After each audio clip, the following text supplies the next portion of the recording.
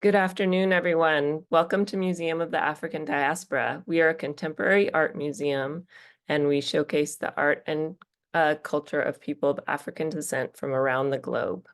My name is Elizabeth Gessel, and I'm the Director of Public Programs at the museum, coming to you from the unceded lands of the Chochenyo Ohlone peoples.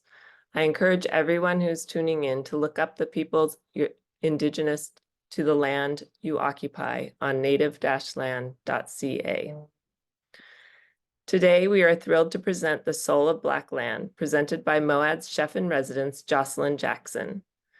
MOAD's Chef-in-Residence program has been seminal in creating space for people of color to give voice to crucial issues around food justice, climate justice, and social justice, while nurturing a love of healthy foods, creativity, and community.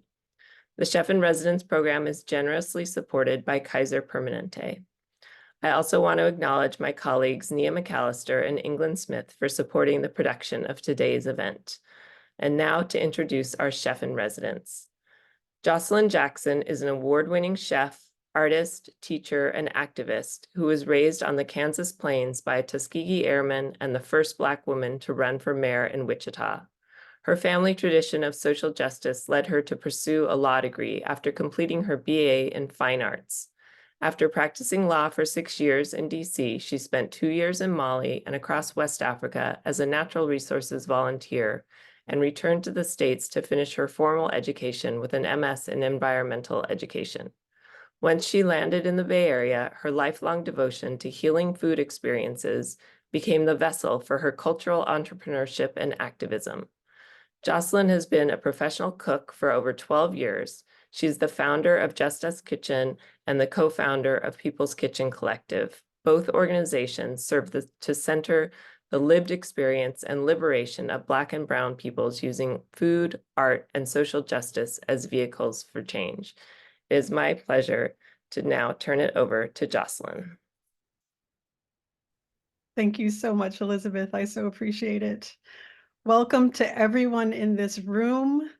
Thank you so much for saying yes to this experience together.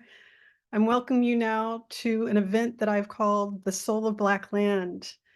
And the first thing I'd like to do is to acknowledge so much of the legacy of this experience that it is to be living in this world, in this country, in this society with the identity of Blackness and how it shows up in so many ways. And one of the things that I want to say right off is to honor the life and the contributions of our beautiful now ancestor, Joe Sam, who passed away yesterday.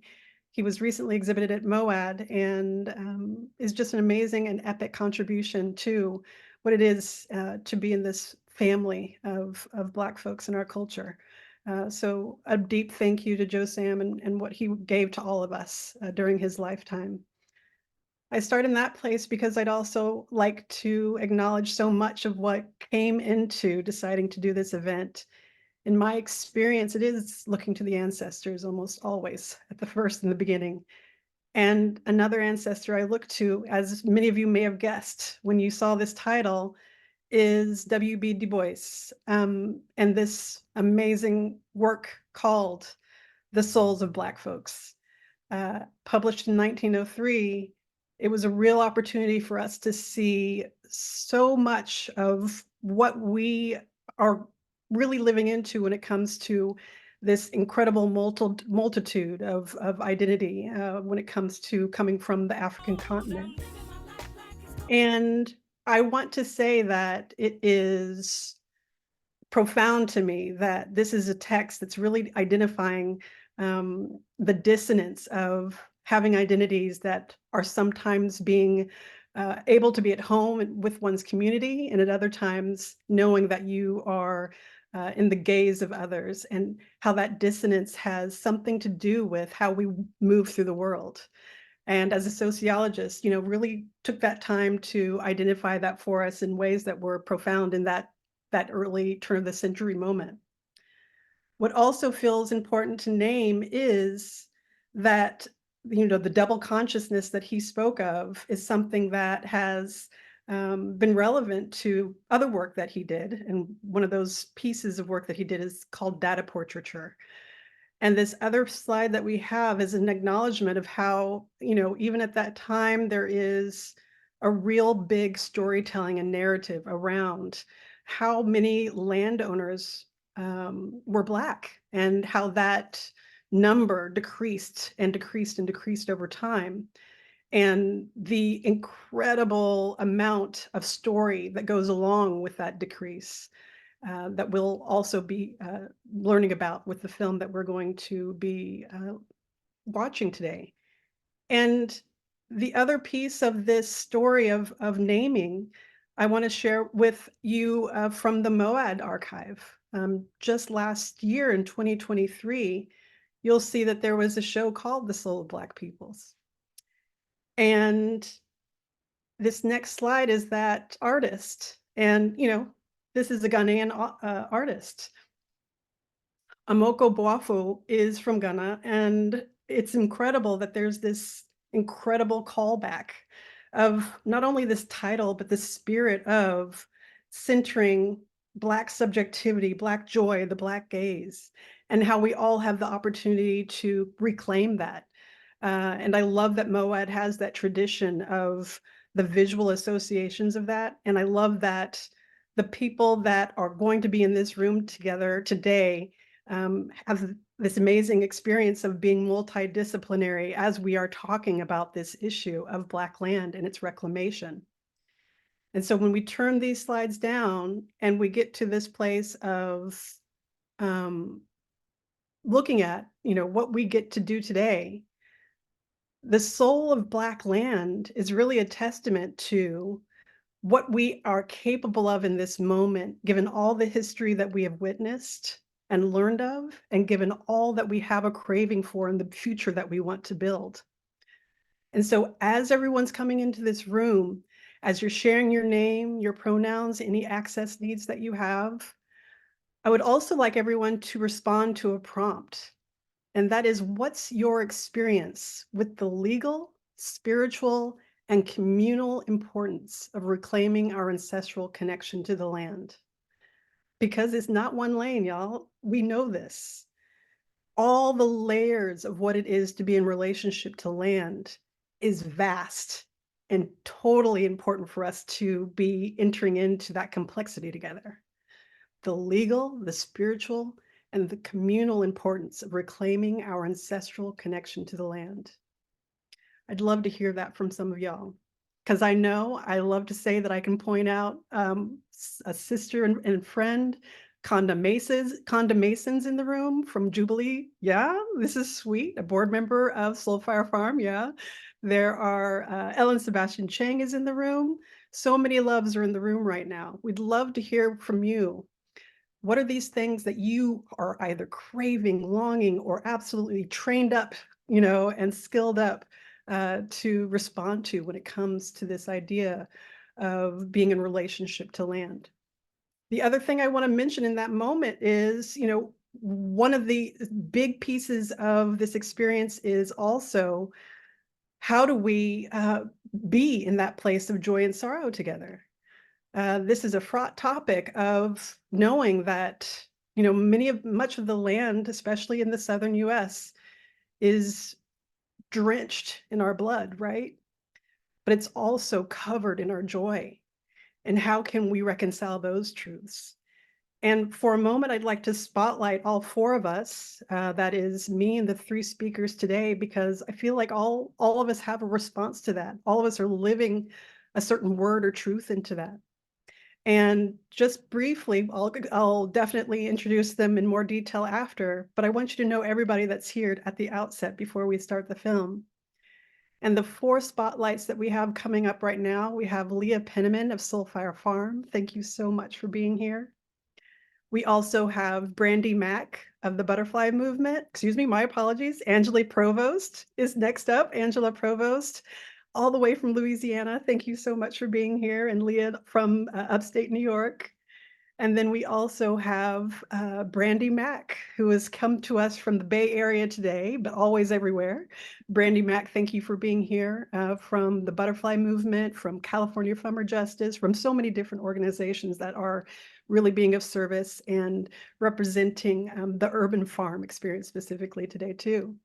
So we have these voices that we will come back to after we'll close this spotlight for now, but we'll come back to all three of these voices, all three of these lived experiences of people that have been absolutely invested and committed to this amazing responsibility of reconnecting us to our land, because not one of the people on this panel is doing it solely for themselves. They literally know that the work that they're doing is on behalf of all of us. And I feel like that's what's really sweet about being able to show this film. It's called Farming While Black, and it's always a sweetness to have this book that Leah wrote be turned into this documentary film. And it's really expressing this relationship of to the land through the story of Soul Fire Farm and also to other farmers. And I won't give much away about that, but it is a documentary by Content Film, and we'll give a shout out to them later on too. And it really is acknowledging this experience of Black farmers in the United States and the rising generation reclaiming their rightful ownership to the land and reconnecting with their ancestral roots. It's something that I wish that all of us could do on a daily basis. And then when we're not, I'm so grateful for the folks that are able to share that experience with us. Because when I think about the soul of Black folks, the answer is land. So often the answer is land. So please join me for the next 75 minutes in enjoying this film and this story that will inform many parts of the conversation that will happen right after. Thank you so much, everyone. Here's Farming While Black.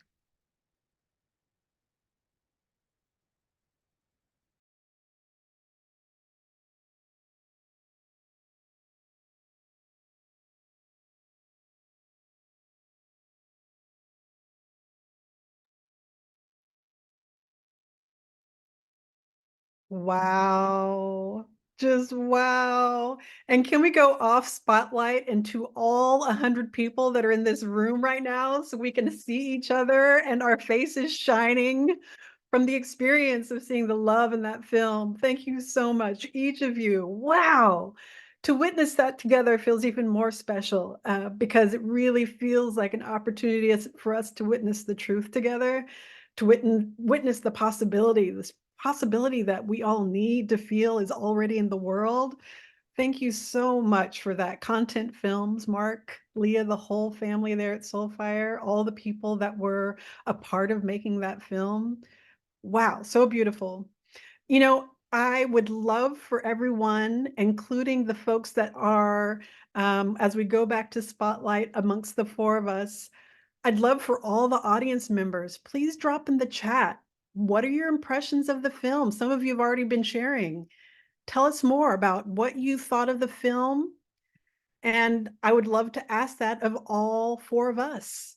I'd like to start first with Brandi. And Brandi is, like I said, the amazing multitudes of work that you're able to do in the world, amongst them Butterfly Movement. There's also the work that you do with urban farming. There's the work that you do with California Farmer Justice. The Land Fund is also something that you are working on and with. All these ways that you show up, I feel like, are a testament from this film as well. So I'd love to get your impressions just to start off of the film and what you thought. I was wiping my eyes. Ashe, ashe, ashe. I have to give thanks to my ancestors, and particularly my mother, Arlene Bennett, who had 8 children. I'm the 8th of the 8 children, a woman who in Oakland, California, in the time of the Panthers cooked and was there. So it was such a big piece. I was on the tail end. Let me tell the truth. I was born in 77. It's my other siblings who were knee deep in it. Yeah, I have tears. I'm just grateful. It feels like a connection. I think this recipe has been brewing for a minute, meaning this conversation with all of us here. I'm just in gratitude, beloved. Like I'm just like, I have a little piece of extra courage to keep moving and keep going. It feels so relevant. And the piece that really hung for me, and part of the reason I'm doing the work currently with the Land Fund is that I spent 15, 20 years working in urban agriculture in schools and nonprofits, teaching young melanated children how to grow food, only for them to graduate and say, I can't do this shit for a living. That's fine, Sister B, but that's like, that was at school. And so I think it's just so relevant that as we pour back into what does it look like for us to actually collectively steward land? What does it actually look like? I mean, we get the neat pieces, and I just love it, Leah. You are like, we didn't think about it like this. And there's so many different tensions, but in order to build a bridge, you need a little tension, huh? So like we got to be able to have that. And so I was just grateful to see all the different pieces. I don't use this word often because sometimes it's been overused in our community, like hope. I want to say ignited, inspired, and just in gratitude. It makes me go like, okay, the work we're doing, because often, you play with the soil, which is loyal. You often are not working with the humans, huh? And so when you get to like jump out and see each other and go, oh, there's some more folks here, this collective consciousness, it's just inspiring for me. And I just feel I'm in just gratitude.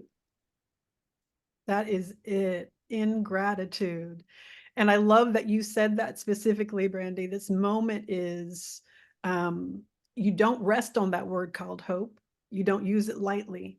And you know that as much as hope is light and beautiful, it's ferocious, right? It's both of those things.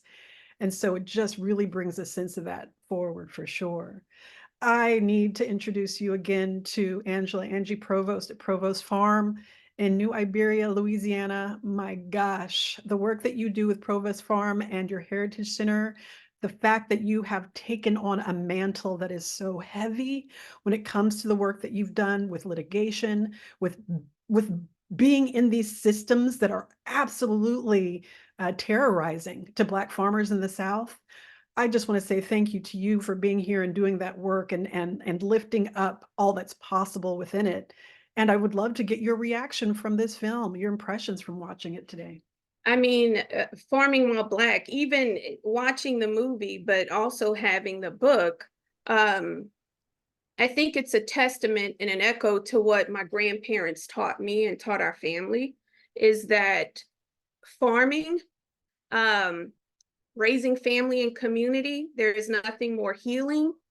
There is nothing more meaningful than, touching the land, cultivating the land, being connected to the land. So often, and even now, if you have ever heard the story of what my husband and I go through, it's a common story of us being displaced. And when we're displaced, we're stripped of our identity. And I think it's so beautiful to see that Leah and her sister, her family, and that community gain their sense of identity through agriculture and through their connection with the environment. There are some stories like when she said she played with the bugs and the butterflies as kids. And I mean, I grew up in Houston, Texas. My parents had to move away when I was a kid because of the stripping of wealth for us as Black farmers, right? But I can tell you that I cried every summer to come back to what I call home. And home is rural South Louisiana on my grandparents' farm. That's my grandmother and my father's family right on the back there of me. But yeah, it's a meaningful thing. It's a powerful thing. It is a radical, revolutionary thing to farm while Black. Because of our history of facing systemic racism, anti-Blackness, and reprisal. And those echoes, until we redress those things, we will constantly see problems and issues. But I do have to say that this movie, it echoes the joy of it, right? And why we need to do it and the passion for it. I know that's right. And that creating of example, that moment of being able to rest in the truth of that, oh, Leah, That's profound. And that's also, I know, what is the purpose of Brandi's work and Angie's work also. So Leah, in this moment, when you've been going through this process of showing this film, stewarding this book, being in the living and manifesting process, because you know that storytelling is simply that. We're living these lives on purpose and we need to share it out. What's your impression from this particular version of watching this film together with these folks? Oh my goodness. I just feel so humbled and honored and grateful to be in the space with you all. I mean, Brandi's work is transcendent. Angela's work, we stand on your shoulders, Angela, of all you're doing for legacy farmers in the South. And it really reminds me so much of that Ubuntu principle, right? So this film centers myself, Mama Karen Washington, right? Brother Blaine, and it could be any of us. It could be y'all. It could be Mama Ira Wallace, who's doing our incredible seed keeping work. Baba Malik Yakini, who's like holding down so much of the urban ag and co-op work, right? And on and on. And so what I really love about the way that we've come together in this conversation is we're reflecting that this isn't about heroism or setting apart any particular individual or farm, but it's really about how do we all, legacy farmers and rising generation, urban and rural, north and south, right? Small farms and large farms. How do we all look at this common crisis that we're under, where almost all of our acreage is gone, where the federal government has gone through cycles of discrimination against our people, where there's land grabbing, where it's almost impossible to access the land, the capital, the culturally relevant training that we need to farm, and to say, that we are going to solve this together. We are solving this together, and say to the rising generation, we all have your back. We're all going to unite and have your back. And it's one of the things that's so profound about the work, the collaboration with the Federation of Southern Cooperatives to create this Braiding Seeds Fellowship, because, every year, at least 10 of these up and coming farmers are getting the resources, they're getting the funding, they're getting the mentorship. But perhaps more importantly, the sense that the generations that have come before are looking out for them and making sure that we continue to pass on that seed. That is such an amazing place to stop what you're sharing, because that's where we want to start this conversation. You know what I mean? It's like, where's the lift off? Where is the wrapping around? Where is the covering from one experience to the other? Because this interconnection, oh, wow, we are getting bright examples of how any ideas of separation are a story. It is a falsehood. And this beauty of seeing the connections feels just so powerful. And in this moment, my intention was very much to live up or lift up what has been real and what was expressed in the film as well. This tendency, which is actually a baseline of Black women specifically being tenders and stewards of this experience. And so I'd love to go in another order, in that reverse order, starting with you, Leah. How has your identity in that way served how you've managed, how you've created, how you have tended to your land projects? Well, I think in a psycho-spiritual sense, we are the tenders of the Mother Earth. And so to think about the energy with which the earth provides, that endlessly generous, forgiving, fecund, abundant, resilient energy. So here we are in the mountains of upstate New York, where climate chaos is not at all a myth or future casting. We have the mild winters and the pest outbreaks. We are having flooding. We are having droughts. This is all real time. The smoke from the wildfires coming in and making it almost impossible to farm last year. And yet somehow through that, right, because of the Afro-Indigenous practices that we're using, because of the incredible labor that goes into it, the earth continues to give. And I think of that as a mother myself of 2 adult children, many of us as parents, this sense of, we'll always make a way out of no way for our children. And what I see in the femme leadership, women and non-binary folks and trans women, right? What I see in that leadership is this sense that, you give us scraps, we're going to make quilts. You give us rotten peaches, we're going to make cobbler, right? That whatever the apparent obstacles are, that we're going to find a way to make sure that our community gets fed and make sure that our people, our children are raised up in a good way on the land. And so I think that energy definitely permeates when I see all of these femme-led projects. Yeah. But then in a very day-to-day practical sense, right? Like so many tools and things are are made for men as farmers. So we're having to constantly adapt our systems so that they work for all different types of bodies. They work for different strength, different. And that's something that I really appreciate, is that there are many access and entry points in the way that we farm, so that many people can feel welcome and feel a sense of belonging and possibility when they put their hands on the land in our community. I know that's right. I mean, you got to make sense out of every moment, right? And that's exactly what I see when I see Angela's work. Angie, you are intentionally being in that process. As I've done, this research for this conversation, I've been able to see all the ways that you all are preparing to meet this moment by being accessible through the Heritage Center. But I want to bring that conversation or that question to you as well. In your personal expression and identity, like, how is your spiritual connection to the land? And as a Black woman, how are you meeting this moment with the work that you're doing? I think a part of it is understanding that we are just who our ancestors were, and throughout history, in my own family, in our own community, it has been women that have led the pathways to freedom. And it has been women who have actually controlled the farm. And it goes back generations to generations. We also had a chance to visit Ghana right before the pandemic hit. And one of the things that we found so prevalent is that and so just something that you realize is that it is women that you see cutting the sugarcane in the fields. It is women that you see bringing in the crops. It is women that you see gathering and organizing everyone, right? And so I think that's just something that is in our DNA and encoded in us. And it's quite a spiritual thing. I can tell you, I sit 5 miles away from the very plantation that enslaved my ancestors.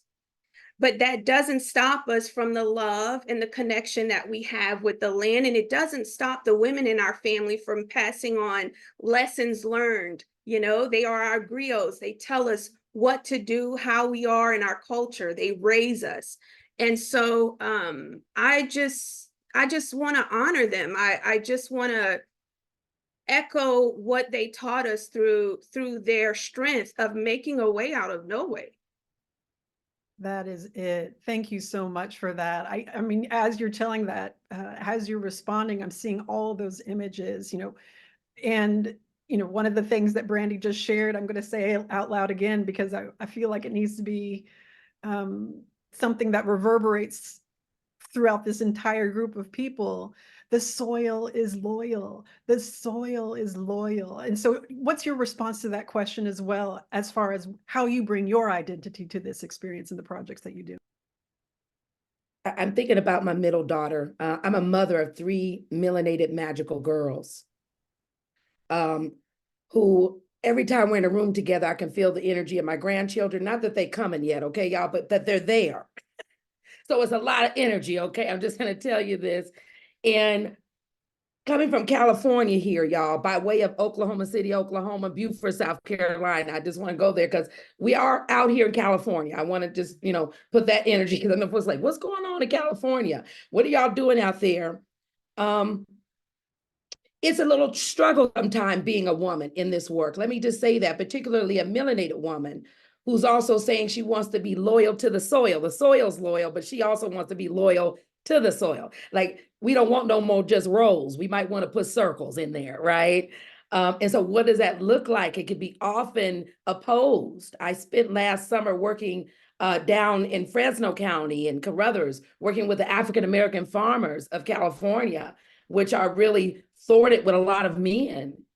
And here I was coming in like, let's companion crop. Let's do this. They looking at me like, girl, how the tractor gonna go down that aisle? Well, I was thinking we would have humans come, and we don't need the tractor to compact her, right? Like, we need to be with her and tend her. And what I want to say is that that's the angle. How can we tend her? How can we be okay being fully melanated leadership in it and running it? Leah, you said Afro-Indigenous. I was talking with Pandora Thomas. I just want to put her out there. Earthseed. I was talking with Brother Knoke, Israel Family Farms, as we're saying we want to tend it.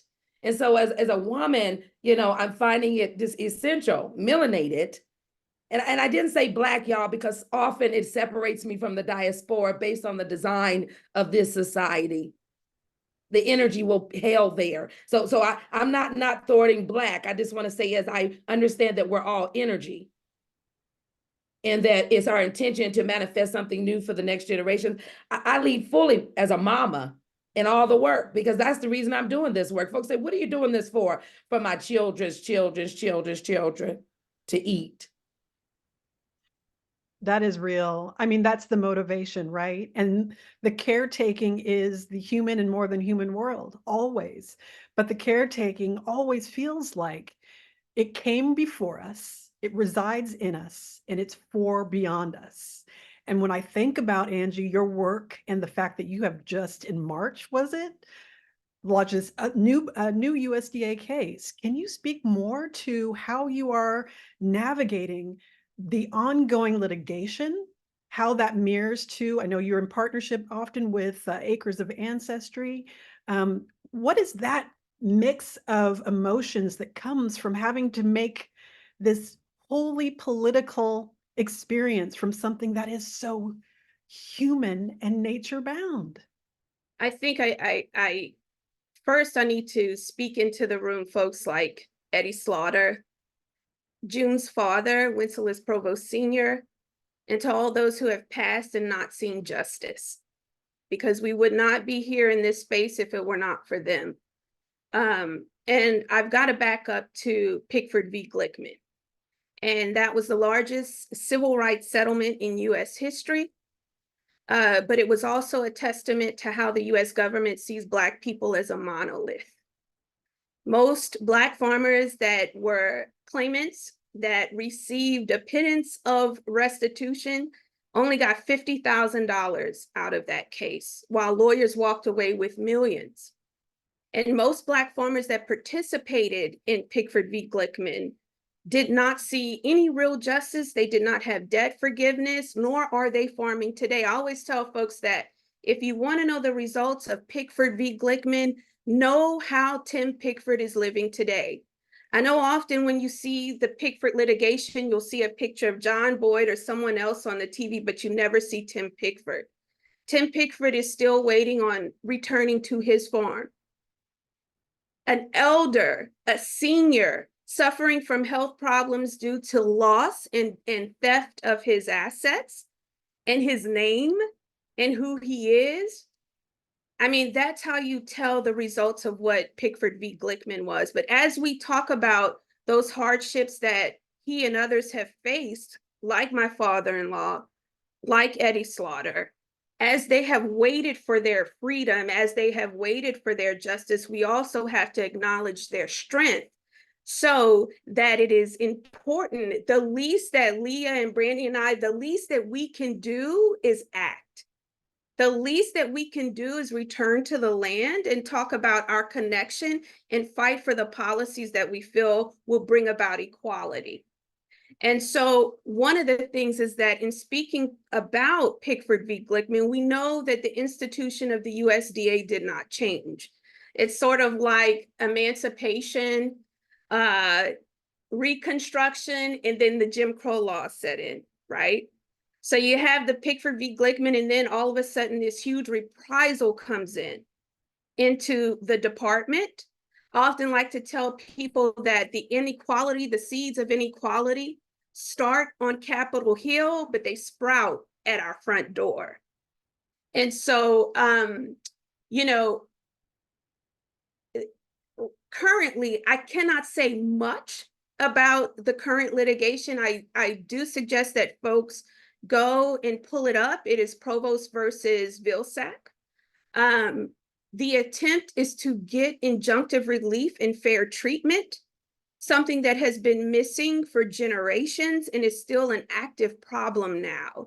And we can all organize around our struggles. We can all get together. What makes us survive is that we live in cooperative works. I mean, I live down a gravel road amongst a bunch of family members. That is what has helped us survive. The fact that we grow our own food and that we have maintained the right to continue our farms even when they are stripped from us. But you know, that is what guides our work. And I just want to go back to the Farming While Black movie, which was something that it just sort of brought me a little bit of joy there when I saw everyone dancing at the end. So just to give you a bit of how that is so healing for us as Black farmers. My husband and I had this dilapidated farm shed that we were going to redo, or that we've started redoing, because our family members were missing that, right? Because of segregation in the South, my parents and grandparents had nowhere to go other than houses and farm shops to dance that way, to express joy. And so what my husband and I have done is we've created this space where we plan to like reignite and reinvigorate the community. So not only do we have the legal aspect, but we also have that aspect of joy, because they won't kill our joy. I always tell folks I'm about it. I'm from the South, I'm from Louisiana, you know, I'm up for a good fight, but mostly I'm up for equality, fairness, and the joy in the culture of our community. The joy and the culture of our community. I love that you made sure to come back around to that, because my gosh, a roundhouse, a barn, it is a feeding of the soul of a community that we know is important, like this instinct to gather, to remind ourselves of the importance of us seeing each other's every expression of joy, and not just the heartache. Like that is such a calling as well. And that's such a, I don't know, there's something about being steadfast with that means as much or more than Right. being steadfast in this other work. Go ahead, hon. And I want to say that you all are invited down here to dance. We'll go dance up at SoFi, and then we'll come dance I down here. love it. Yeah, the solstice is coming up. I saw the invitation for that too. Brandi, I know that you have so much to contribute on this particular topic I'm going to ask you about, but what I really, and you've already referred to some of it, but what really feels profound, and I'm so glad that in the film there was an acknowledgement of the context of this moment. There was acknowledgement of COVID. There was acknowledgement of our country being set on fire in so many different ways, politically and socially. And Brandi, you meet those moments too. The Public Land Project is that. It's mutual aid that became, you know, it just became its own thing.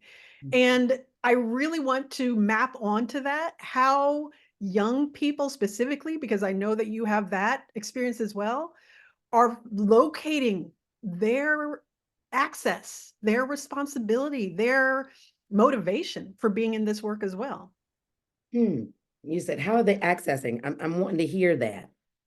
Say that again to me. You know, it's real, because I love this. It was in the film as well. It's like when young people are faced with this, I don't know, this choice in society of how they need to be in relationship to the natural world, period, but specifically land projects and what that means specifically for Black folks in this country. Do you have a sense of how young people are locating that connection and responding to it? And especially as you're working in these realms of mutual aid and specifically urban farming. Yeah. I think I shared earlier, I spent most of my career urban farming, but I learned how to tend the soil with my pawpaw in Oroville, California, up in North California.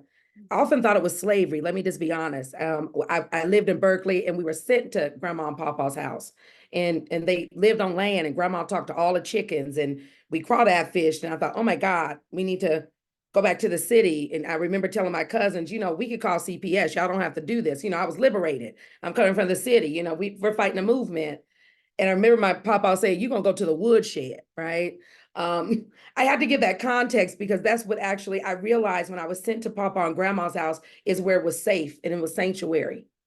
It's where in the midst of the movement, when houses and doors were being dropped in, we were put in safety. And it was on land where it was safe for us to be able to continue to go. And so as my work continued, and I'm put back into this urban area, and I'm hosting and working with youth and designing farms or urban farms. I spoke of it earlier. Part of what's pushed my work now with the People's Land Fund was that I felt like a greenwasher of some sort, y'all. I felt that I was educating a lot of melanated children. We were building raised beds. but all the while knowing that that space could not really grow enough food to feed our next generations or our children, our communities. It was great. It sucked some carbon down. I'm never a hater on a community garden, but I thought there has to be more. In fact, as I was turning out the young youth, and one in particular, I don't know if he made it on this call, at Castlemont High School in East Oakland, he helped support in building an acre farm on this high school in deep East Oakland that I actually graduated from. And I had the pleasure of working with him to do that. And then he went to Paul Quinn and he got his degree in agriculture, came back to East Oakland. He's now the farm manager of that farm. But then he called me recently, he said, Sister B, because it's been 4 years. He said, I think I want some land now. I think I need to, pass this down to the next student here at the high school, and I need to go somewhere different. Me and my girlfriend, we want to get together and do this. We want to do this. So how can I do it? So that's where the land fund comes from. It goes, okay, we got to get into this collective consciousness during the pandemic. You all know we were trending, as my daughters would say, Mama, Black folk trending. The work you've been doing for a lot of years is trending. Folks, like, everybody want a garden. You're not just the crazy plant lady. Folks were calling and, passing flow and money and everything. And I'm going to say, you can keep passing it. I'm going to just put that in the energy. It's okay, because we need a whole bunch in order to begin to redesign a world that works for everybody. And the People's Land Fund came together with myself and a few other colleagues who together, I think we said we done spent over 50 years working in food justice on some layer. And you have these institutions like the California Department of Food and Agriculture. They were given a whole bunch of money. And they were given money to give away back to small farmers and stuff, right? But they may have not known all of the farmers. And so we got together, this hotshot team, People's Land Fund. I won't even name all the humans. We have a website. It's not a whole big, and we said, you know what? A lot of this funding is going to large white ran organizations for people of color. How do we, as the melanated folks, and we're Rainbow Coalition, the People's Land Fund, representing Cali, I'm going to say that. How do we actually get those funds and direct them to the folks and stewards that we know? Because we've been working in the soil for years with these folks. And so we're excited that we have this fund. And through this fund, we've been able to fund a lot of small farmers that probably would have never been able to. And again, not this large design as we think about tending her and not just farming her. In fact, I have to watch myself there because that word is a little bit dangerous sometimes, y'all. We have to shift it, even in the word. And so I think it's essential that as we do the urban, how are we connecting it to rural in a real significant way? And I found myself being a person who was like, "Ooh, we are just doing urban farming. We was trendy. We had our clean canteen bottles. It was wonderful, but we had no real idea of what was happening in rural communities, and particularly in California, which y'all know is delivering a lot of food to the world." I mean, they don't call it a salad bowl for nothing. It is really profound how many different expressions of this land project personality there are here.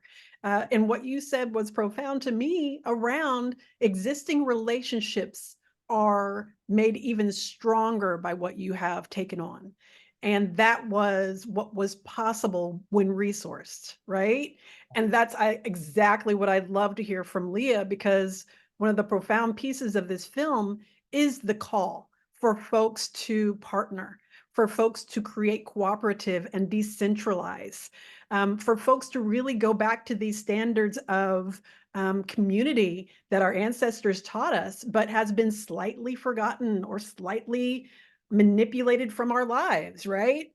And I'm being a little bit sarcastic when I say slightly, because it is deep, the stratification that was able to create so much of the removal and the, I don't know, these moments of real separation between us and the land. And your film itself is a tool and a strategy and a tactic for those bonds to be recreated. But can you tell us more about how you're pursuing that particular goal that I know is deep within the work that you do? I love this question because I think it gets at a fundamental rift in worldview between a Western settler colonial mind frame and an Afro-Indigenous mind frame, right? And so if you look at the issues that are facing humanity today, if you look at white supremacist racism, if you look at genocide, if you look at climate chaos and the loss of biodiversity, the housing crisis, education, and trace the roots of all of these, we see some commonalities. And fundamentally, if society builds its entire structure around individualism, greed, extraction, othering, and a delusion of separateness, then all that we have is logical. But if you have a worldview that is rooted in a sense of interconnection between you and me, one of my dear teachers in the Dharma, Junsan Yasuda, who's a Japanese Buddhist who lives right down the street and does all this incredible peace and justice work. She said it so simply when we were on this interfaith walk, ceasefire walk. She's like, I am that bird and that bird is me, right? I am that mountain and that mountain is me. I am this river and that river is me. I am you and you are me. We are all dust of the universe, right? And that can sound very, very trite or cliche, but if you sit with that, if you fundamentally sit with the fact that there isn't a separation between all of us, an entirely different logic ensues about how we need to proceed. How can I own the land? How can I own and control the earth, which is me? It just doesn't make any sense. And so when we try to actualize that, which is not easy, not easy at all. And I'll just give you one, concrete example is that we felt that it was not appropriate for a single individual or family to, quote, own the land, to hold title to the land. And so we want to create a cooperative system and figure out all of that. It was very important to us that the Mohican Nation upon whose lands we reside was part of that. It was very important that nature had veto power on the council. It was very important that children had rights within the cooperative, that even folks who were tenants but couldn't buy in, that they would have a vote. So all of these aspects that seem very logical to us are super hard to do with under the legal system that we're in, under property law that we're in. And we had our student lawyers all in a tangle trying to figure out, like, where's the precedent for this? How do you do this? You're trying to fit a square peg into a round hole. But with all of these things, in the spirit of each one, teach one, when we unlock a piece of the puzzle, we make sure that that information is absolutely freely available. That was the impetus for creating the Farming While Black book in the first place. Everything we figured out, if it's useful to anyone, have it, right? If any mistakes that we have made will be transparent about, so you don't have to make the same mistakes. And I see that in Brandi's work. I see that in Angela's work. I see that in all of our work, where we're trying to look out for the collective and make sure that that everyone gets the support that they need. That is so it really comes down to that. It's the transparency, it's the full disclosure, it's the full holding that feels important, because the BPP, Black Panther Party legacy is that this is how you do every single one of these 60 plus programs for the people. We have to be so incredibly transparent with that information so that we are able to not only see one another more clearly, but be able to build this baseline of cooperation and collaboration and community. That's literally the future that we need in order to survive well. And I love that you use that illusion specifically, like, let's get to the roots. That's the radical of it all. That is the radical of it all. It is going as deep as we can. I mean, let's talk about taproots. Let's talk about how deep this goes, because fundamentally we have a big opportunity to hold each other in this process of reclamation. And I simply love that we have all of y'all as real-time living examples of what that looks and feels like. And in this moment, we're about to transition to time with Q&A. But before that, I really want to get, and some of you have mentioned a little, I want to get what each of your call to actions are for this audience of 100 folks. And I'm going to start with Angie. But what is it that you're thinking and feeling can be the way in for the folks watching this film and watching this conversation to find their own value in this exchange of finding our justice and our freedom together when it comes to Black land? I think that next steps require us to understand our rights as citizens, our rights as Black people here in America, and understand that the burden of racism and displacement has been put on Black people. And we have often have to come up with solutions that bring the problem and the burden right back onto us. I know it's often said that heirs property is why we have lost all of our land. But we have lost our land because the inequality that persists within US policy. So I call folks to look at the Farm Bill, to see what's happening within the Farm Bill, to understand the USDA civil codes. They're 7 CFR. You can look them up, you can Google them, right? Understand ECOA and statute of limitations. How the Equal Credit Opportunity Act only restores you to your value. So if you sue someone and you have no value, what are you going to get? Right? And so, and also to understand proper terminology and how terminology leads to disparity. So like know what a farm owner is versus a farm operator versus a farm worker. And look at how each of these things are resourced or not paid, are paid, right? I often tell folks like, you know, my relatives who moved to Atlanta or Los Angeles or California, wherever it is, in New York or wherever, you know, Chicago, they often say that when they become successful, that my grandfather was a sharecropper. And I want to say that no, he wasn't a sharecropper, he was an indentured servant.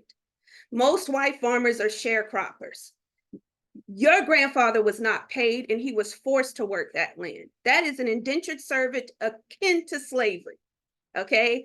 And so I want people to understand their rights and understand what is going on in American society and how the effect of slavery and Jim Crow laws has had a substantial impact on our community and how anti-Blackness drives and fuels the corporations and the plantation economics that we see today. And until we can redress those problems, we will forever be going through this endless circle. And I want folks to understand, I don't want to go on and on, but there is a current, it was brought up in Farming While Black. In the American Rescue Plan Act, there was the debt forgiveness that was stalled in courts and essentially stripped away and brought back up in the Inflation Reduction Act as a race-neutral program. 22006 provided debt forgiveness for socially disadvantaged farmers. In 2207, there is a payment pending for financial assistance. It is not compensation for racism. It is only financial assistance. And we have to be very aware that we do not fall into the same pathway that Pickford brought farmers, right? Where we think that this financial assistance is restitution and reparations, for which it is not. I have told Senator Booker's office, I've told Adam, I have told Zach Doshino at FSA, this is not enough. What we need is fair and equal treatment. We need people to stop exploiting our bodies and exploiting the land that we live on. And it is so important for us to have Black farmers in America, because as Black farmers, we do the specific duties that I see Leah and Brandi and all of us doing. We tend to the land where we live and we take care of our home and our community, and understand that the stripping of land is what has caused us to be displaced, and it is on purpose. So know your rights. Look up the Farm Bill, look up 2206 and 2207. And I also want to call out my mentors, Bernice Atchison, Carolyn Jones, Tracy McCurdy, everybody. And so just thank you for this space. All right. Oh my goodness, you just said a word we all needed to hear. Thank you so much, Angie, for that. And what feels right is so much of the resonance that I get from you saying, still being forced to work within a system that was built on the racist strategies that are continuing to this day. And it is such an insult to have to work within that system still. We know we have to do it in so many ways, but we want something else. And I love that there are people that are partnering with you to create this something else. Brandi, please speak to your call to action. It's the and. Angie, I'm going to say, and would you say it, okay? And I would like for us to think about our entities and particularly this idea of nonprofit. This hit me. I want us to think about how that design and arrangement was created and the different ideas and effects that come from it. And I would want us to think about what are the other arrangements that we can make that could give us different ideas, and therefore we had some different effects on the planet, because some of the arrangements were not designed with dignity, were not designed for sustainability, none of that. So I really want to just put that there as we think about really unbuilding racism. Can you use the same tool? It's the question, And I just want to say I'll leave it there, and let's be in relationship.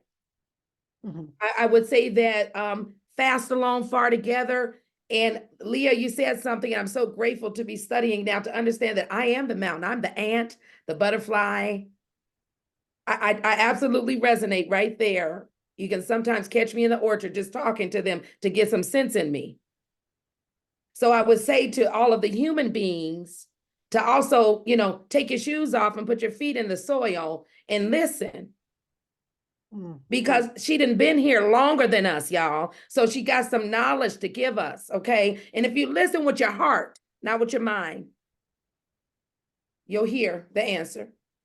I know that's right, because there is something very true in that what you landed on there at the end of so much of our day, our week, our month is spent with our shoes on, with our four walls surrounding us, with our loss of being in touch with nature and that conversation. And we're being literal, like all of us, as we've mentioned this, we're being literal. Get the hands and the feet and whatever else into the soil. It is not only a real natural relationship that's happening, it is an incredible somatic relationship that's happening. There is incredibly profound and measurable energetic effect from making sure that you're talking to the land. And I want us to have that opportunity too, and for that to be assumed way that human beings relate. And Leah, what's your call to action? Tell me more. Well, and I mean, I would just want to say in response first to what Brandi said about this listening to the earth. We haven't called Dr. George Washington Carver into the space quite enough today, but something that was just struck me so deeply in reading some of the literature about his work. And for folks who don't know, Dr. Carver, late 1800s, early 1900s, is the grandfather of the regenerative agriculture movement, and also the inventor of many patents related to agriculture and biodiversity science, just an absolute genius. And when asked, where did he learn, right, all of these ideas, he said he goes out into the forest in the pre-dawn hours to pray and to listen to the voice of God through nature, through the flowers, through the trees, because he said nature is God's unlimited broadcasting system through which he speaks to us every hour, every minute, every day. So call to action, yes, listen to the earth, because the sources of information that we have right now are quite distorted and misinformed. I will also say that if you go onto our website, soulfirefarm.org, we do have a call to action. It includes what Angie is saying, listen to Angie, please, but also other legislation to support a reparations map, so you can find a farm near you that is BIPOC led and give them what they need. Also ways in your everyday life to support Black farms with your dollar, with your advocacy. So please do check that resource guide out. And there is something that everybody can do. I love that. Thank you so much. There are you all are the voice pieces of so much sense and so much love. I'm so grateful that we get to have access to that. That feels so important in this any moment that we've lived on this planet. I am excited to hear the questions of this audience, of these guests that we are in conversation with today.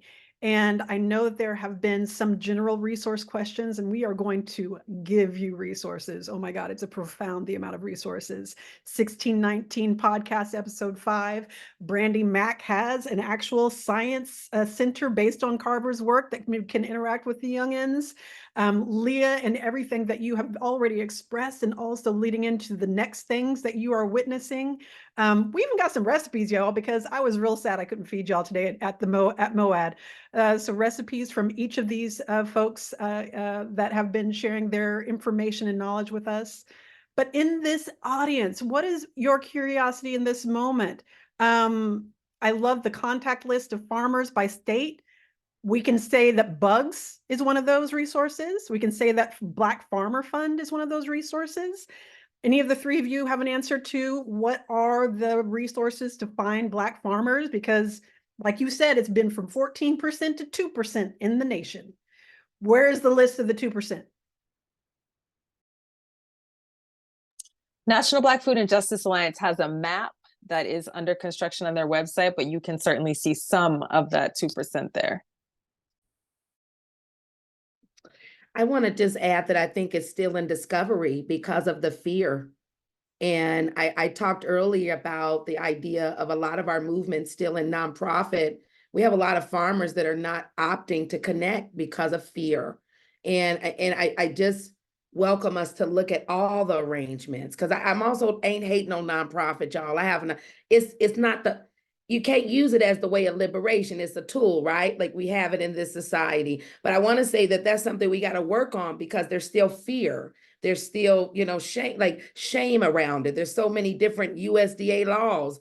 Folks are not wanting to be a quote unquote above the ground, saying that they are a farmer. So I just want to say, get into relation.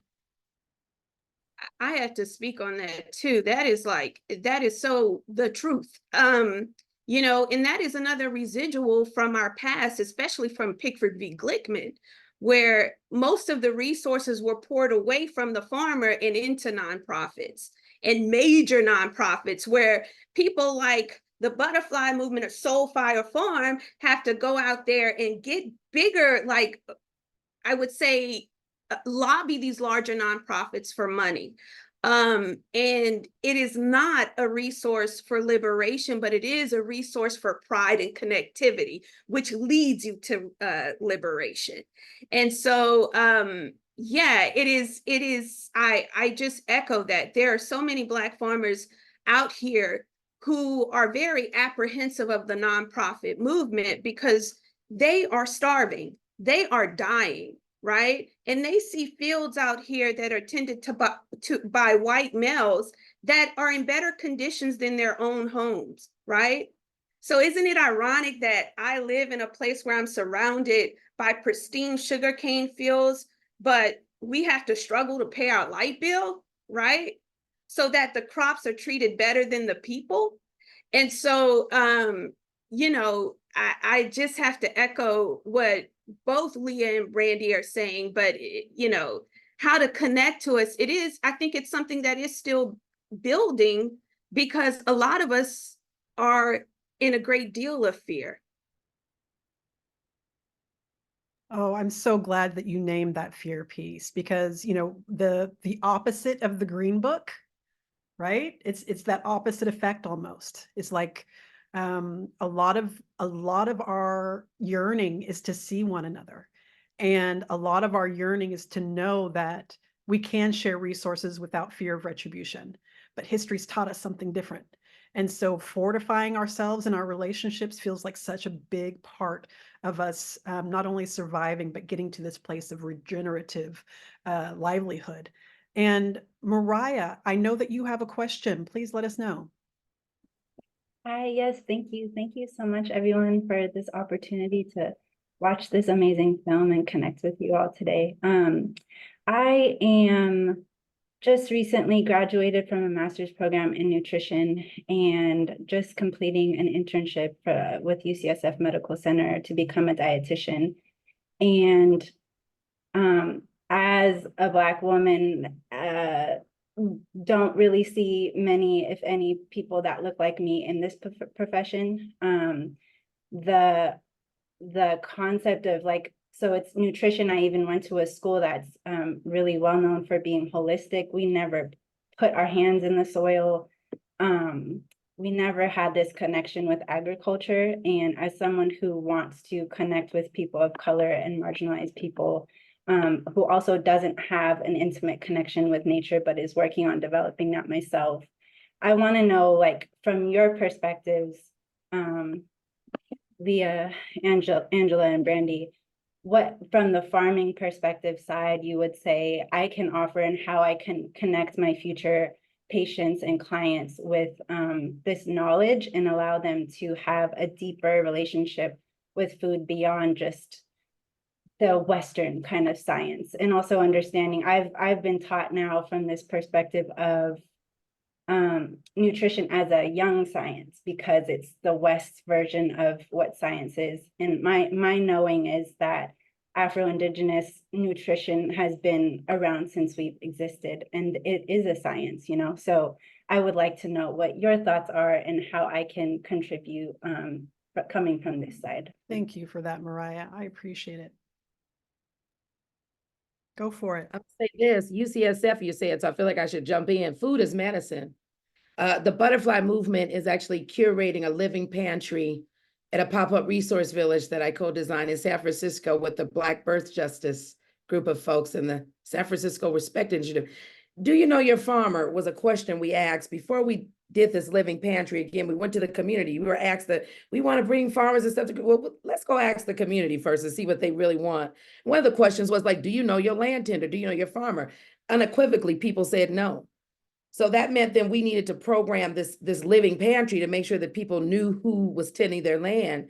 And so every second Saturday, we're activating in Bayview Hunters Point, this living pantry, and we're bringing land tenders and stewards of color, Black ones, to the hood, to the community, to meet the community, right? Because there's again, this bridge that we keep talking about that has to be built. And so I want to say that, well, you're on this call, so you also know us. So I want to say, check in with us. Because the collective consciousness does it that way. And I often say food is medicine. Food is medicine. Amen. Right?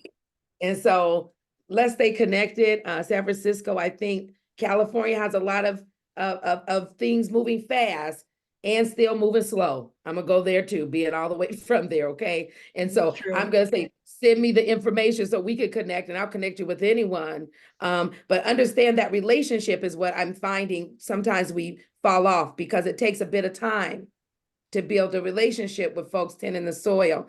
And sometimes it's not as quick as the other relationships and the other networking events. And so I say, be patient and be willing to build that relation. Oh, exactly that. I mean, the patience is everything. And it also is something that's not an individual undertaking.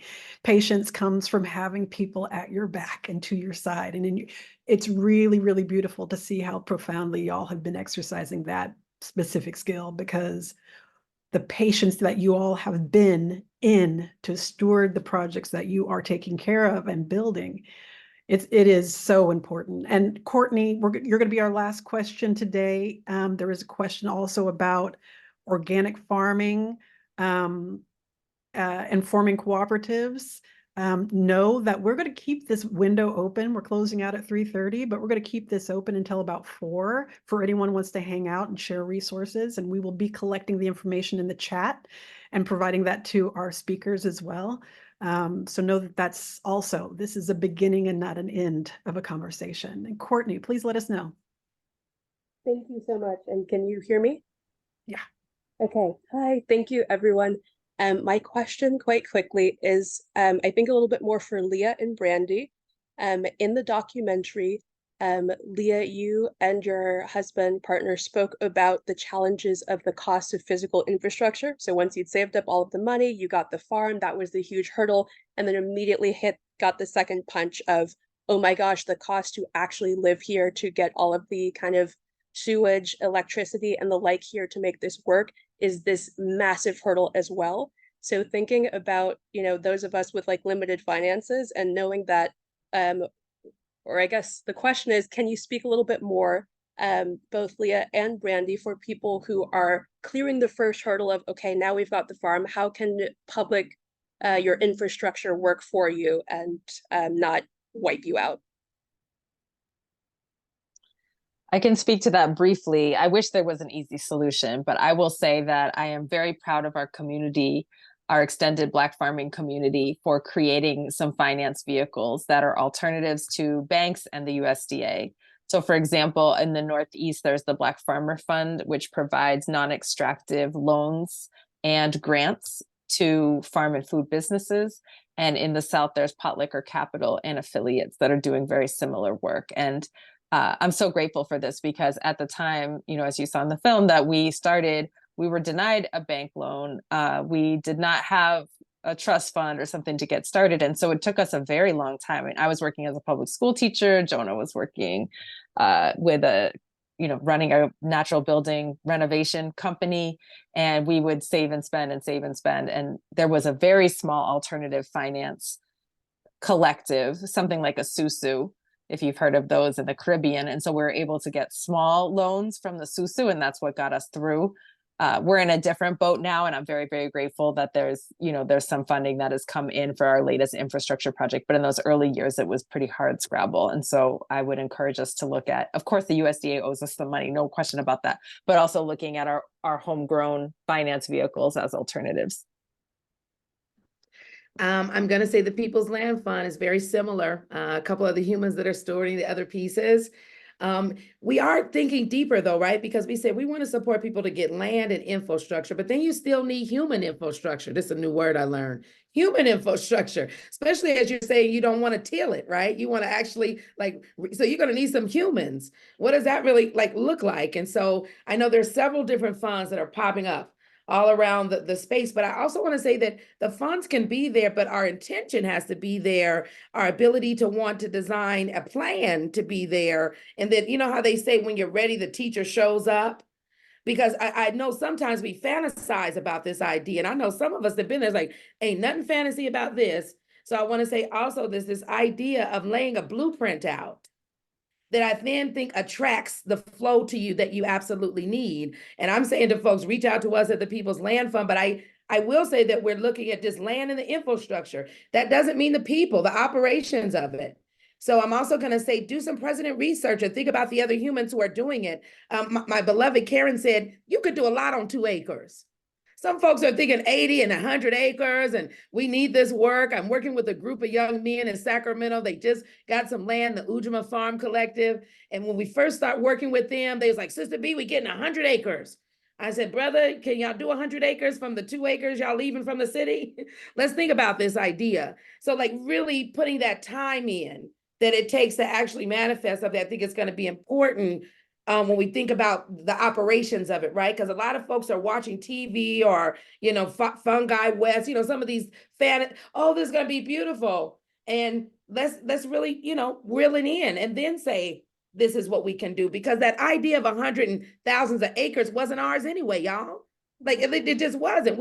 Karen said it, and I just have to write it down. You could do a lot with 2 acres. Mm-hmm. You can do a lot with 2 acres. You can do a lot with 2 acres. And ultimately it's 2 acres and 2 acres and 2 acres. It's woven together when we do it right. It's not a separate experience at all. Oh, that resonates. And as you saw, we did a major drop of resources in the chat. Every person on this Zoom right now will receive those in the email as well afterward. Go ahead and drop those recipes right now too. We have one for the soup jumu and from Haiti, the liberation soup. We have the crawfish pie. Thank you very much, Angie, for that crawfish pie. We also have your sorghum salad, Brandi. Make these recipes with liberation in your mind. Make these recipes knowing that if you haven't already, you're going to grow some of these ingredients for yourself. Make these recipes on purpose because it's about this land thing that's in our souls that gets us to the point of having these beautiful expressions of flavor that absolutely indicate our ancestors are with us. They say, oh, eat well. Taste these flavors from home.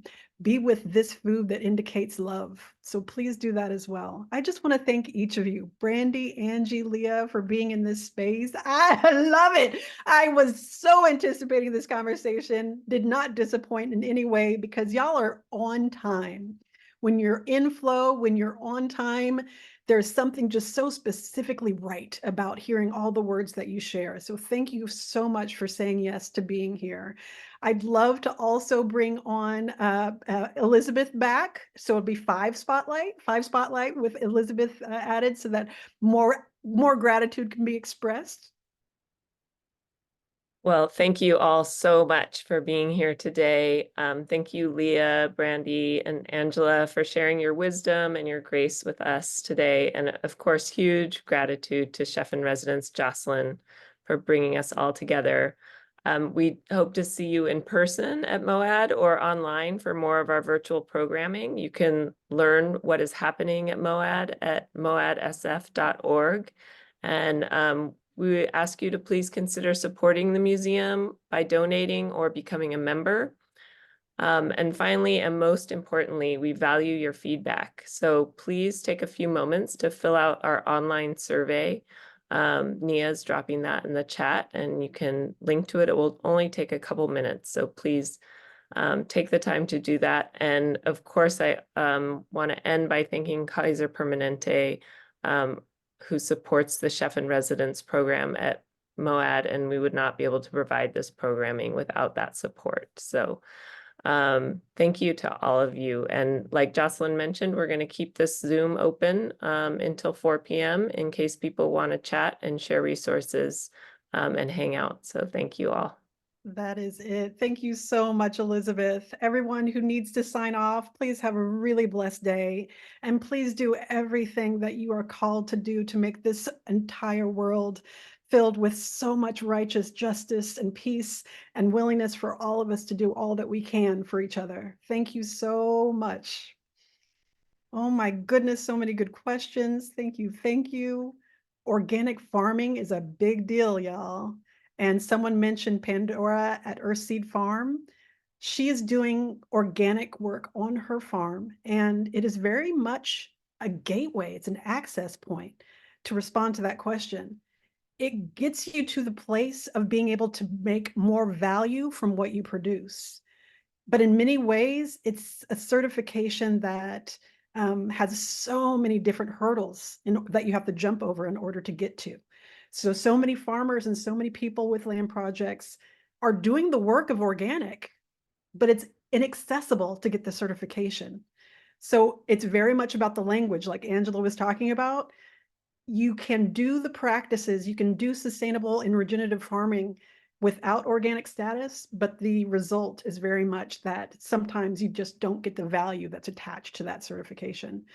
So it's so helpful to partner with other folks, other farmers that have done that in order to ease that path in some way. Thank you so much for all of your comments. Oh, we're going to collect them all. Was there another question that folks came up with that I missed? I'm looking right now. Oh, thank you for your comments about the joy you found at Soulfire Farm. So appreciate that. Miss, Cowinsey. Thank you, thank you. I'm looking at all the documents that are telling me things. Jocelyn, there's a question from Hannah Smalls that says tips for a slow forming Black farmer cooperative. And by slow forming, I'm thinking that is simply about the speed at which you are able to create a cooperative. It's not a fast process. It is a slow process. Creating a farm cooperative is also very specific, and I think Leah would definitely be able to speak to this from lived experience. My experience of this cooperative work is that a big part of it is relational, and then a big part of it is actually real estate. And so it really benefits to find land trusts that are in your area, to find folks that are building from the ground up the cooperative structure. It's important to work with folks like Minnow, M-I-N-N-O-W, who are creating cooperatives from scratch as opposed to reversing into them. And with that combination of dealing with the sort of real estate part of it, as well as the relational, and by relational, I mean, there is no version of speed when it comes to the building of trust that's required to be in a part of a cooperative. And by that, it's really clear from so many prior examples that if you go too fast in those building of leadership structures, the building of agreements, it really is, it limits the sustainability of any given organization. So those groups, some of those groups that I mentioned before, like Minnow, like Land Fund, they also are doing the work of this social cooperative as well as the land cooperative. And it seems really important to me in my experience to do both actively and to build it over time so that the trust is there for both to succeed. I love that question. It's so important. I'm wondering if there's anybody else in the room that has questions. I see there's about 40 of you. Oh, here we go. Yes. You see the one in the chat From Teresa. I love to learn from real farmers. If you have any concern with agrovoltaic, I want to make sure I get people's concern before I promote it. Thank you for that. Anybody in the house have experience specifically with agrovoltaic?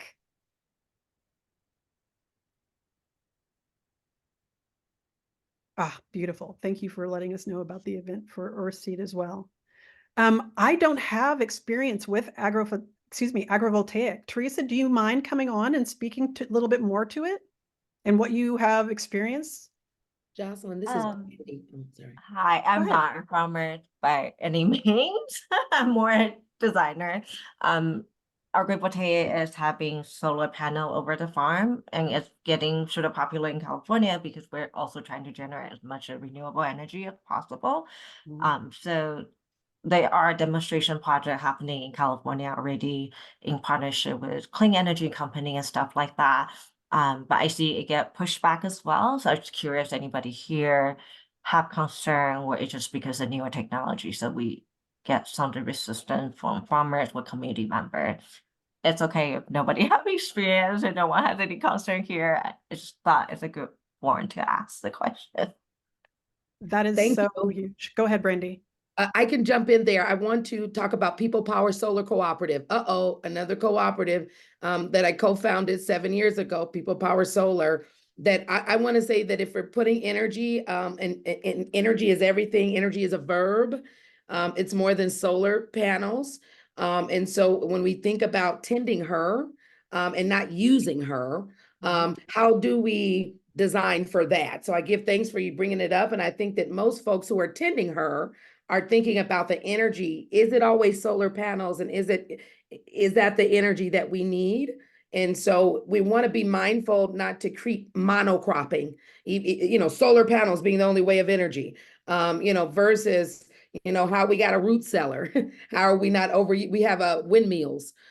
We have some other designs that also create just a better landscape for us all, because the question we have to ask is, where does the material come for those solar panels, right? Like, as we think about electrifying California, it's a very slippery slope, but I invite you, a cooperative that I'm a part of and co-founded, the People Power Solar Cooperative.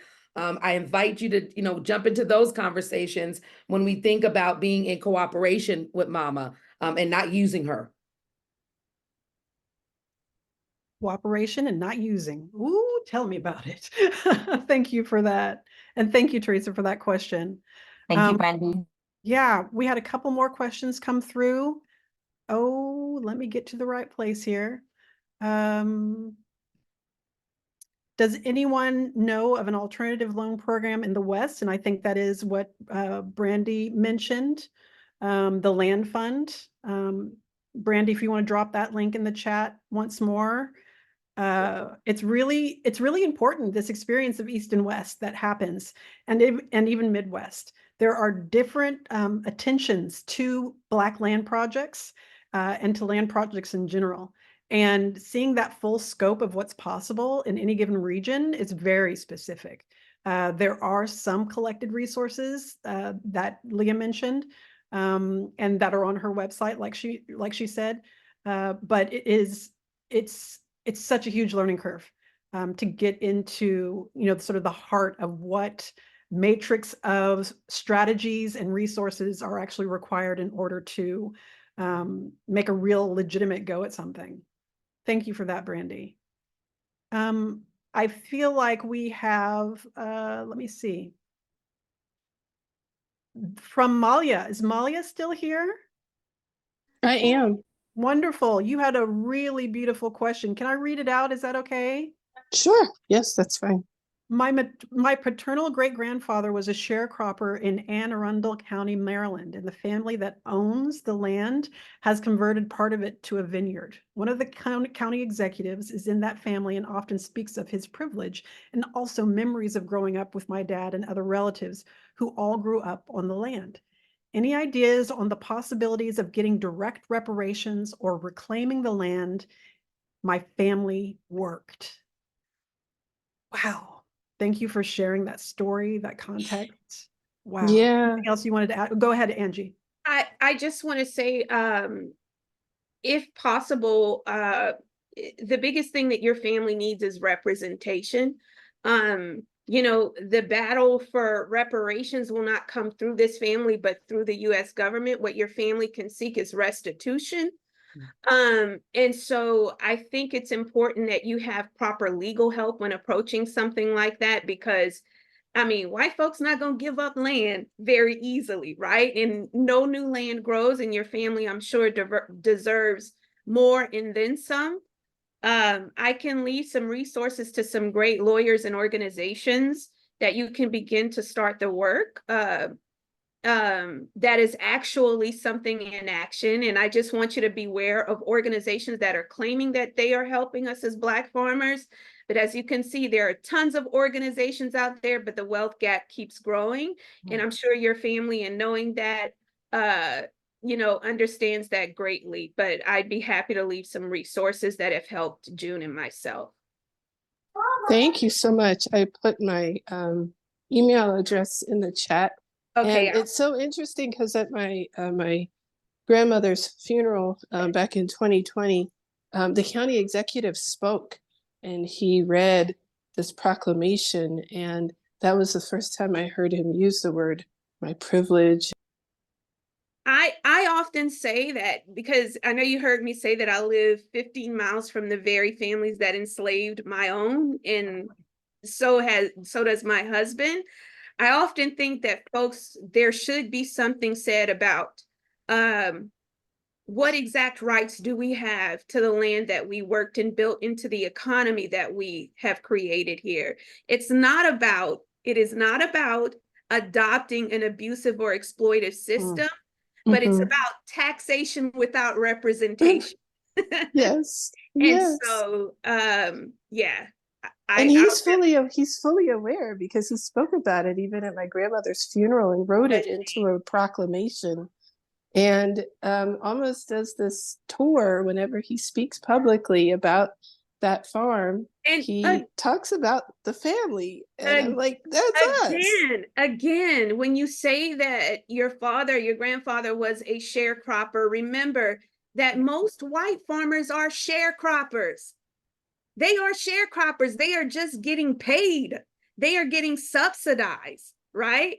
What our parents were, what our grandparents were indentured servants. And I think if we start saying that more, we will lead into a serious conversation about reparations. Thank you for that. Thank you. Indentured servants and restitution. And yes, so we will be looking for representation. Thank you. And I'll share, I got your email down. I'll share some resources that may help you out. Oh, thank you so much. I appreciate that. Yeah. Brandi, you had something you wanted to share on that point too. Angie got it. I just thought that was just so essential. Like right there, like, you know, there also are times folks have asked. I've had this happen twice. Folks are ready to give it back too. There also is some spiritual unrest that's happening in the world because of all the wonderful work we're doing. And some folks are ready to give it back. They know in order to think about their children's children, right? Because what we found now is the selfishness has caused the whole planet to be topsy-turvy. Yes. That interconnectedness. A system built on exploitation will always find someone to exploit. And one time they turned the land over to the Catholic Church, and then the church gave it back. And so, yes, he does carry himself in a way of like, I have this and I'm guilty. And so we could help him out with it. It's not about helping him out, but yeah, thank y'all so much. Thank you for that. Wow, that's powerful. Thank you all, both of you, Brandi and Angie, for bringing more clarity to paths forward for that too. Are there any other people that had questions that are still with us? This is it. This is the stuff right here. Wow. Oh, hello, Roberta. Good to see you. Alexis, you're still here. Good to see you, my dear. Hello, Ellen.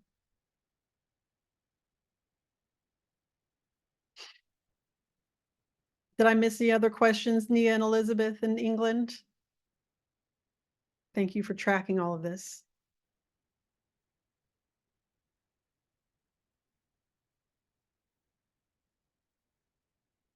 All right.